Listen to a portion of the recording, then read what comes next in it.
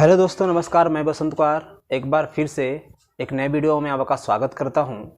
और आज हम लोग बात करेंगे क्लास 10 की, और ये रहेगा साइंस सेक्शन से और वस्तुनिष्ठ प्रश्न रहेंगे इसमें। ठीक है, तो हम लोग बात करते हैं प्रश्न संख्या 1 की ओर। ठीक है, प्रश्न संख्या जो 1 हमारा दिया है वो दे रहा है हमारा। अच्छा, इसको स्टार्ट करने से पहले हम लोग कुछ बात कर लेते हैं। जैसे कि आपके एग्ज़ाम में जो साइंस का जो सेक्शन है, तीनों को मैं इंक्लूड करके सारे वीडियो में बनाया हूँ। ठीक है, इसमें आपका फिजिक्स भी है, केमिस्ट्री भी है और बायो भी है। ठीक है, तो इसको मैं ध्यान में रख करके बनाया हूँ तीनों साथ में। जो आप ऑब्जेक्टिव देख रहे हैं, जितना मैं पार्ट 1, पार्ट 2, पार्ट 3, पार्ट 4 जो बना रहा हूँ, सब सारे इसमें इंक्लूड है। ठीक है, तो इसमें ऐसा नहीं सोचिएगा आप लोग कि मतलब केमिस्ट्री का अलग आएगा, फिजिक्स का अलग आएगा, बायो का अलग आएगा। ठीक है, तो इसमें सारा मैं एक ही में इंक्लूड कर दिया हूँ सारे सेक्शन का। इसलिए जितना मेरा वीडियो डाला हुआ है, पार्ट 1, पार्ट 2, पार्ट 3, पार्ट 4, ठीक है, सबको क्या कीजिए, 1 से 2 से 3 बार देख करके जाइए एग्जाम में, और बहुत अच्छे से एग्जाम आपका निकल गया। ठीक है, तो बढ़ते हैं प्रश्न संख्या 1 की ओर। जो प्रश्न संख्या हमारा 1 है वो कह रहा है आधुनिक आवर्त सारणी में वर्गों की संख्या कितनी है। तो जो हमारा आधुनिक आवर्त सारणी है, इसमें हमारा जो वर्गों की संख्या दिया है, ए में दिया है 9, बी में दिया है 18, सी में दिया है 11 और डी में दिया है 10। तो इसमें जो हमारा सही उत्तर हो जाएगा वो हमारा कौन सा हो जाएगा? ऑप्शन नंबर बी हमारा सही उत्तर हो जाएगा। ठीक है, आधुनिक आवर्त सारणी में 18 हैं। ठीक है, वर्गों की संख्या। दूसरा जो दिया है, मीथेन में कितने, दूसरा क्वेश्चन है, मीथेन में कितने सहसंयोजक बंधन होते हैं। ठीक है, थोड़ा मीथेन की बात कर लें तो मीथेन जो है, मीथेन का जो अगर देखेंगे हम लोग तो जो रासायनिक सूत्र होता है, यानी हम लोग प्रदर्शित करते हैं किसको, इसे CH4 से। यानी इसका हम लोग अगर इसका सहसंयोजक बंधन देखें तो क्या होता है, C होता है। ठीक है, हाइड्रोजन का कितना परमाणु संख्या है? ठीक है, तो C के चारों तरफ C, इधर भी H है, इधर भी H है, इधर भी H। कैसे बंधन में इसका बंधन कैसा है, तो सहसंयोजन बंधन के साथ चारों तरफ से क्या है, घिरा हुआ है। यानी कि हाइड्रोजन की संख्या कितनी है, तो जितना हाइड्रोजन की संख्या होगी ना, वो क्या कहलाता है, सहसंयोजन बंधन है। ठीक है, इसमें देख लेंगे चारों तरफ से कौन घिरा हुआ है, तो CH4 हाइड्रोजन परमाणु संख्या कितनी है, 4 है। तो हमारा जो सही उत्तर हो जाएगा हमारा कौन सा हो जाएगा? अब आपको पता चल ही गया होगा। ठीक है, तो आप खुद से भी टिक मार सकते हैं। ऐसे हम लोग बात करते हैं, क्या दिया है ऑप्शन में, ऑप्शन नंबर ए में दिया है 2, बी में दिया है 4, सी में दिया है 6 और डी में दिया है 8। तो हमारा उत्तर क्या हो जाएगा इसमें? ठीक है, तो सहसंयोजक बंधन कितना होता है, तो 4 होता है। ठीक, आगे बढ़ते हैं। तीसरा क्वेश्चन है, आवर्त सारणी के समूह 1 के तत्व, जो आवर्त सारणी के समूह 1 के जो तत्व है वो क्या कहलाते हैं, क्षारीय तत्व कहलाते हैं। ठीक है, देखते हैं क्षारीय दिया कि नहीं दिया। ए में दिया समान तत्व, बी में दिया संक्रमण तत्व, सी में दिया है क्षार धातु, ठीक है, और डी में दिया है लेंथेनाइड्स। तो जो होते हैं ये क्या कहलाते हैं, क्षार धातु कहलाते हैं। इसलिए हमारा जो ऑप्शन नंबर क्या हो जाएगा, सी सही उत्तर हो जाएगा। ठीक है, आगे बढ़ते हैं प्रश्न संख्या 4 की ओर। करें, मनुष्य में प्रमुख उत्सर्जी अंग कौन कौन है। ठीक है, तो जो मनुष्य में जो प्रमुख उत्सर्जी अंग है, तो इसमें क्या क्या है, तो रक्त है, श्वेत ग्रंथि है, वृक्क है, अग्नाशय है। ठीक है, तो मेन क्या कह रहा है, इसमें 4 ऑप्शन दे रहा है, 4 ऑप्शन में आपसे पूछ रहा है कि कौन कौन से अंग हैं। ठीक है, तो जो प्रमुख जो उत्सर्जी अंग है इसमें क्या क्या होता है, एक तो क्या होता है, हमारा फेफड़ा होता है। ठीक है, इसके बाद क्या होता है, तो हमारा क्या होता है, वृक्क होता है। ठीक है, तो मुख्य रूप से कितने होते हैं उत्सर्जी अंग, तो मुख्य रूप से जो उत्सर्जी अंग होते हैं वो हमारे 4 होते हैं। ठीक है, तो इसमें हमारा आ जाता है यकृत भी आ जाता है, त्वचा भी आ जाता है। ठीक है, तो ये सब आते हैं, यकृत भी आ जाता है, हैं। तो ये सब जो हैं, तो इसमें से जो भी हमारा ऑप्शन होगा, ठीक है, वो हमारा क्या हो जाएगा, सही उत्तर हो जाएगा। तो क्या, त्वचा भी होता है, त्वचा छूट गया है, त्वचा भी। मुख्य उत्सर्जी अंग में क्या क्या होते हैं, फेफड़ा होता है, वृक्क होता है, यकृत होता है और त्वचा होता है। ठीक है, तो इसमें से ऑप्शन हमको मिल रहा होगा वो हमारा सही उत्तर हो जाएगा। ठीक है, तो इसमें 4 ऑप्शन में क्या दिया है, ए में दिया है रक्त, बी में दिया है श्वेत ग्रंथि, सी में दिया है वृक्क, डी में दिया है अग्नाशय। तो हमारा सही उत्तर क्या हो जाएगा, सही उत्तर वृक्क हो जाएगा। ठीक है, प्रमुख उत्सर्जी अंगों में ये 4 आते हैं। ठीक है, आगे बढ़ते हैं। प्रश्न संख्या देखते हैं, स्वपोषी। सॉरी 4 नंबर 5 नंबर भी देखते हैं, कवक में पोषण की कौन सी विधि होती है? ठीक है, जो कवक होते हैं उनमें स्वपोषी विधि होती है, मृतजीवी होते हैं, समभोजी होते हैं कि कोई नहीं होता है। जो कवक होते हैं वो अपना जो पोषण करते हैं, वो मृतजीवी जो जीव क्या होता है उसका खात्मा हो जाता है, यानी वो क्या होता है वो मर जाता है, उसका मतलब खत्म हो जाता है, तो उसी जो क्या कहते हैं मृतजीवों से क्या करते हैं पोषण करते हैं कवक।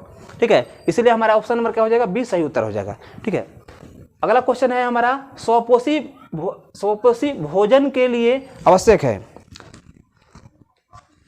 स्वपोषी भोजन के लिए आवश्यक है क्या क्या जरूरी है?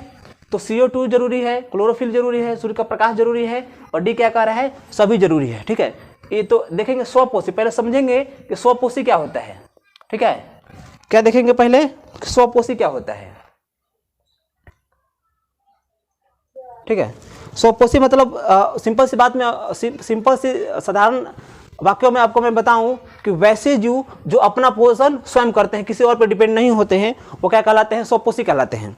ठीक है, तो उनको स्वपोषी मतलब जो जिसको किसी पे डिपेंड नहीं होना पड़े, जो अपना खाना खुद बनाए, वो क्या कहलाते हैं? स्वपोषी कहलाते हैं। तो स्वपोषी जैसे कि पेड़ पौधे हैं, तो पेड़ पौधे किसी पे डिपेंड नहीं होते हैं, वो सूर्य से प्रकाश ले लेते हैं। ठीक है, और सूर्य से प्रकाश लेने के बाद जैसे वो उसके पत्तियों पे पड़ता है, रंध्र पे पड़ता है, ठीक है, तो उसके बाद क्या होता है? तो इसके बाद हमारे मिट्टी से क्या लेते हैं? जल ले लेते हैं, खनिज लवण ले लेते हैं, और हमारे वातावरण से कार्बन डाइऑक्साइड गैस ले लेते हैं। ठीक है, तो इसके बाद क्या करते हैं? इसके बाद वो फोटोसिंथेसिस में प्रकाश संश्लेषण क्रिया करके अपना खाना बनाते हैं, मतलब स्वयं अपना काम करते हैं। तो इसमें देखते हैं क्या क्या दे रहा है? स्वपोषी पोषण। स्वपोषी पोषण समझ में आ गया? तो देखते हैं CO2 क्या है? एक गैस है, कार्बन डाइऑक्साइड गैस इसको कहते हैं। यानी कि हम लोग क्या करते हैं, जो सांस लेते हैं वो क्या हो जाता है, उसमें बहुत सारी गैसें होती है, उसमें कार्बन डाइऑक्साइड गैस भी होती है। ठीक है, और छोड़ते हैं तो क्या होता है, उसमें कार्बन डाइऑक्साइड की भी मात्रा होती है, नाइट्रोजन की भी मात्रा होती है। ठीक है, और वो जो कार्बन डाइऑक्साइड गैस है वो क्या करते हैं, वो अवशोषण के रूप में लेते हैं पेड़ पौधे। तो CO2 क्या हो जाएगा? CO2 क्या करते हैं? एब्जॉर्प्शन करते हैं। क्लोरोफिल, ठीक है, क्लोरोफिल पत्तियों में पाया जाता है। ठीक है, और सी में दिया सूर्य का प्रकाश। यानी कि ये क्या कर रहा है? तीनों क्या कह रहा है? तीनों स्वपोषी के लिए जरूरी है। यानी ऑप्शन नंबर हमारा क्या हो जाएगा? डी सही उत्तर हो जाएगा। ठीक है, आगे बढ़ते हैं प्रश्न संख्या 7 की ओर। वसा का पाचन करता है, यानी वसा जो हम लोग जैसे कि कोई भी ऐसा पदार्थ है, ठीक है, जैसे कि वसा के रूप में जो हम लोग लेते हैं, तो उसका पाचन कौन करता है? उसमें का पाचन लाइपेज करता है। ठीक है, तो दिया है, देखते हैं लाइपेज दिया है कि नहीं दिया है। ए में दिया है पेप्सिन दिया है, बी में दिया है ट्रिप्सिन दिया है, सी में दिया है लाइपेज, डी में दिया है एमाइलेज। ठीक है, तो वसा का पाचन कौन करता है? तो लाइपेज हमारा सही उत्तर हो जाएगा। ठीक है, अगला देखते हैं हम लोग, हमारे मस्तिष्क में विभिन्न सूचनाएं किस रूप में संचित होती हैं? ए में दे रहा है चेतना, बी में दे रहा है आवेग, सी में दे रहा है उद्दीपन, डी में दे रहा है संवेदना दे रहा है। ठीक है, तो इसका जो हमारा सही उत्तर हो जाएगा उद्दीपन होगा। अगर उद्दीपन दिया है तो हमारा क्या हो जाएगा? सही उत्तर। तो मस्तिष्क में विभिन्न सूचनाएं किस रूप में संचित होता है? तो हमारा उद्दीपन के रूप में संचित होता है। तो हमारा ऑप्शन नंबर क्या हो जाएगा? सी सही उत्तर हो जाएगा। ठीक है, आगे देखते हैं 9 नंबर प्रश्न। 9 नंबर कह रहा है श्वसन की क्रिया होती है। ठीक है, जो हम श्वसन हम लोग मतलब सांस लेते हैं हम लोग, तो जो हमारे अंदर जो सबसे जो छोटा कोशिका होती, जो हमारे शरीर के अंदर कोशिका होती है, जो हमारे शरीर कोशिका से मिलकर बनी होती है, तो उसके कोशिका के अंदर एक माइटोकॉन्ड्रिया होता है। माइटोकॉन्ड्रिया के अंदर ये श्वसन क्रिया होती है। ठीक है, तो उसमें देखते हैं ए में दे रहा है साइटोप्लाज्म, बी दे रहा है माइटोकॉन्ड्रिया, सी में दे रहा है राइबोसोम, डी में दे रहा है हरित लवक। ठीक है, तो इसका हमारा सही उत्तर क्या हो जाएगा? श्वसन क्रिया किसमें होती है? तो माइटोकॉन्ड्रिया में। ठीक है, तो हमारा उत्तर नंबर कौन सा हो जाएगा? बी हमारा सही उत्तर हो जाएगा। ठीक है, आगे देखते हैं, एक स्वच्छ मनुष्य में जो प्रकुंचन एवं अनुशिथिलन दाब होता है।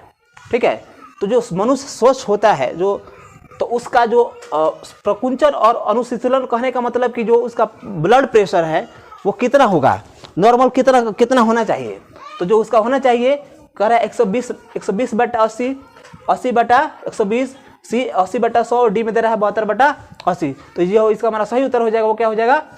120/80 होना चाहिए। एक स्वस्थ जो मनुष्य होता है, जो स्वच्छ मनुष्य होता है, ठीक है, उसका जो प्रकुंचन और जो शीतलन होता है वो होता है 120/80, माने 120/80 होता है। ठीक है, अगला देखते हैं प्रश्न संख्या 11। कह रहा कोशिका झिल्ली किस प्रकार की झिल्ली है। ठीक है, ए में दे रहा है पारगम्य, बी में दे रहा है अपारगम्य और सी में दे रहा है अर्धपारगम्य, डी में दे रहा है कोई नहीं। तो जो इसका हमारा सही उत्तर हो जाएगा वो हो जाएगा जो कोशिका झिल्ली होती है वो अर्धपारगम्य झिल्ली होती है। ठीक है, अगला देखते हैं 12 नंबर क्वेश्चन। 12 नंबर है दही के जमने में निम्नलिखित कौन सी क्रिया होती है। तो जो दही हम लोग जमाते हैं, ठीक है, तो दही जमाने के क्रम में अपघटन होता है कि प्रकाश संश्लेषण क्रिया का होता है, किण्वन होता है, उत्सर्जन होता है। ठीक है, तो सबको हम लोग बारी बारी समझते हैं। अपघटन दिया है, बी में दे रहा है प्रकाश संश्लेषण, ठीक है, सी में दे रहा है किण्वन और डी में दे रहा है उत्सर्जन। ठीक है, तो इसका जो हमारा सही उत्तर हो जाएगा क्या हो जाएगा, किण्वन हो जाएगा। चूंकि जैसे ही हम लोग दही क्या करते हैं, दूध में थोड़ा सा रूम के टेम्परेचर के अनुसार उसमें थोड़ा सा दही डालते हैं, तो क्या हो जाता है उसका किण्वन के द्वारा, चूंकि एक से क्या होता है विभाजन होते जाता है और क्या हो जाता है उसका किण्वन के द्वारा वो विभाजित होकर के बहुत सारे जो लैक्टोबैसिलस जो जीव हैं वो क्या हो जाते हैं बढ़ते जाते हैं और इसी के कारण क्या हो जाता है दही हमारा जम करके तैयार हो जाता है। ठीक है, तो आगे बढ़ते हैं हम लोग क्वेश्चन नंबर 13 की ओर। तो 12 तक हम लोग देख लिए कि दही के जमने में जो कौन सी क्रिया होती है, तो किण्वन की क्रिया होती है। ठीक है, तो 12 तक हम लोगों ने कंप्लीट कर लिया है। अब बढ़ते हैं 13 नंबर की ओर। करा है हृदय में रक्त को संपूर्ण शरीर में पंप किया जाता है, माने शरीर में जो रक्त का जो पंप का जो काम है वो कौन सा करता है, वो निलय के द्वारा होता है। ठीक है, ऐसे देख लेते हैं क्या क्या दिया है ऑप्शन में। ऑप्शन ए में दिया है फेफड़ों द्वारा, बी में दे रहा है निलय द्वारा, सी में दे रहा है आलिंदों द्वारा, डी में दे रहा है सभी। ठीक है, तो सभी के द्वारा नहीं होता है, वो होता है किसके द्वारा, तो निलय के द्वारा पंप किया जाता है संपूर्ण शरीर में। जो ब्लड जो हृदय में जो रक्त का जो पंपिंग है, ठीक है, पंपिंग का काम कौन करता है, तो निलय के द्वारा होता है। ठीक है, तो हमारा उत्तर नंबर बी हो जाएगा। ठीक है, 14 नंबर बढ़ते हैं। 14 नंबर क्वेश्चन की ओर। जो मानव आहार नाल का सबसे जो लंबा भाग है वो क्या कहलाता है, यानी वो क्या कौन सा भाग है जो सबसे मानव आहार का सबसे लंबा भाग है। ठीक है, तो जो हम लोग खाना खाते हैं तो कहाँ खाते हैं, मुंह में खाते हैं। मुंह में से कहाँ जाता है, तो हमारे अंदर जाता है ग्रास नली में, ग्रास नली के बाद इसके बाद अमाशय में, अमाशय के बाद छोटी आंत, बड़ी आंत, वैसे ही चला जाता है। तो उसमें जो एक जो अंग है उसमें जो सबसे बड़ी होती है, लंबी होती है, वो कौन सी होती है, तो छोटी आंत होती है। ठीक है, तो देखते हैं छोटी आंत दे रहा है कि नहीं ऑप्शन में। ए में दे रहा है ग्रसनी, बी में दे रहा है अमाशय, सी में दे रहा है छोटी आंत, डी में दे रहा है ग्रस नली। ठीक है, तो जो अंतःग्रहण की क्रिया जो होती है, ठीक है, मानव आहार नाल का, वो किस में होती है, छोटी आंत, उस छोटी आंत में होती है। और ये सबसे मानव आहार नाल का सबसे लंबा भाग कहलाता है। ठीक है, छोटी आंत। ठीक है, 15 नंबर प्रश्न की ओर बढ़ते हैं। 15 नंबर प्रश्न क्या कह रहा है, कौन से यंत्र का उपयोग रक्त दाब मापने में किया जाता है। मतलब कि जो रक्त दाब जो मापा जाता है, यानी जो हम लोगों ने यहाँ बात किया है किस है 120/80, यानी कि ब्लड प्रेशर जो हम लोग मापते हैं, ठीक है, कि नॉर्मल कितना होना चाहिए, 120/80 होना चाहिए ना। तो वो कौन सा मशीन से मापते हैं, यानी किस यंत्र से मापते हैं। ठीक है, ए में दे रहा है बैरोमीटर, बी में दे रहा है मैनोमीटर, सी में दे रहा है स्फाइगो मैनोमीटर, इसके बाद डी में दे रहा है सभी। ठीक है, तो जो रक्तचाप जो मापा जाता है उस यंत्र को स्फाइगो मैनोमीटर कहते हैं। ठीक है, तो इसका हमारा उत्तर नंबर क्या हो जाएगा, सी हमारा सही उत्तर हो जाएगा। ठीक है, आगे बढ़ते हैं प्रश्न संख्या 16 की ओर। कह प्रकाश संश्लेषण द्वारा किसकी प्राप्ति होती है। ठीक है, यानी प्रकाश संश्लेषण होता है यानी फोटोसिंथेसिस होता है। जो अभी थोड़ा देर मैंने बात किया पहले कि जो सूर्य का जो प्रकाश जैसे ही पत्तियों पे पड़ता है तो क्या होता है, तो पत्तियां हमारे वातावरण से कार्बन डाइऑक्साइड गैस, इसके अलावा जो मिट्टी है, मिट्टी से खनिज लवण और जल ले लेता है। इसके अलावा क्या करता है, तो सूर्य का प्रकाश पड़ने के कारण सूर्य का प्रकाश उसमें शामिल होता है। तो जैसे ही शामिल होता है, ठीक है, तो क्या करता है, तो इसको समझा देता हूं मैं थोड़ा सा। CO2 क्या करता है, ये हमारे वातावरण से ले लेता है, और H2O जल कहां से लेता है, तो H2O जल हमारे वातावरण से भी ले लेता है, क्योंकि हमारे वातावरण में भी जल मौजूद होता है और पृथ्वी के अंदर यानी कि जो उसका जड़ होता है, जड़ से वो क्या करता है, एब्जॉर्प्शन कर लेता है, मतलब कि वो अवशोषण कर लेता है। ठीक है, जैसे ही क्या करता है, सूर्य का प्रकाश पड़ता है, सूर्य का प्रकाश किस पे पड़ता है, पत्तियों पे। कौन से पत्तियों पे, तो हरे पत्तियों पे, ध्यान रखिएगा, सूखे पत्तियों पे नहीं, हरे पत्तियों पे पड़ता है। ठीक है, तो किस पे पड़ता है, क्लोरोफिल पे। ठीक है, तो क्या बनाता है, तो एक प्रकार का वो खाना तैयार करता है। वो खाना के रूप में क्या होता है उसका, तो C6H12 और O6। ठीक है, इसी को हम लोग क्या कहते हैं, कार्बोहाइड्रेट कहते हैं या ग्लूकोज कहते हैं। ठीक है, ध्यान रखिएगा ये फॉर्मूला। चूंकि चूंकि बात हो रहा है प्रकाश संश्लेषण क्रिया की, तो प्रकाश संश्लेषण क्रिया में क्या क्या इति होता है, तो मेन रूप में क्या होता है, पौधे जो अपना खाना बनाते हैं वो ग्लूकोज के रूप में बनाते हैं, और इसके अलावा O2 क्या करते हैं, यानी ऑक्सीजन विमुक्त करते हैं, ऑक्सीजन छोड़ते हैं, और वही ऑक्सीजन क्या करता है, जितने भी जीवधारी हैं यहाँ पे पृथ्वी पे बहुत सारे क्या करते हैं, लेते हैं, और इसके अलावा जल भी छोड़ते हैं। ठीक है, तो ध्यान रखिएगा। तो इसका जो हमारा सही उत्तर क्या हो जाएगा, ग्लूकोज। देख रहे हैं ग्लूकोज किसी में दिया है कि नहीं, प्रकाश संश्लेषण द्वारा किसकी प्राप्ति होती है, वसा की। ठीक है, नहीं होती है, प्रोटीन की नहीं होती है, ग्लूकोज की। तो ठीक है, प्रकाश की भी नहीं होती है। तो किसकी हमारा सही उत्तर क्या हो जाएगा, क्योंकि हम लोग देखे हैं प्रकाश संश्लेषण क्रिया कर रहा है, तो किसकी प्राप्ति हो रही है, ग्लूकोज की। तो हमारा उत्तर नंबर कौन सा हो जाएगा, सी हमारा सही उत्तर हो जाएगा। ठीक है, आगे बढ़ते हैं प्रश्न संख्या 17 की ओर। करा है, रुधिर का कौन सा अवयव रक्त स्राव को रोकने में मदद करता है। ठीक है, मतलब कि जो रक्त बहता है उसको रोकने में मदद कौन सा करता है, तो लाल रक्त कोशिकाएं, कि श्वेत रक्त कोशिकाएं, कि प्लेटलेट्स, किसकी, डी लसिका।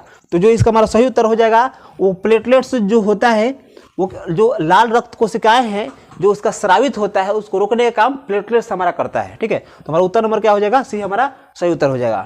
ठीक है, क्योंकि लाल रक्त कोशिकाएं जानते हैं इसका क्या करता है, लाल रक्त कोशिकाएं, तो लाल रक्त कोशिकाएं सभी जगह पे ऑक्सीजन क्या करता है, आदान प्रदान करना है इसका। ठीक है,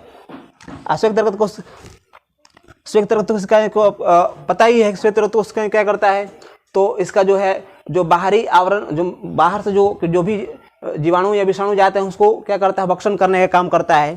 ठीक है, जो प्लेटलेट्स होता है यही हमारा क्या करता है, रुधिर का क्या करता है, रक्त स्राव को रोकने में मदद करता है, ताकि खून हमारा बाहर नहीं आ सके। ठीक है, ऑप्शन नंबर हमारा सी सही उत्तर हो जाएगा। 18 नंबर देखते हैं, मछलियां किस अंग के द्वारा श्वसन करती है।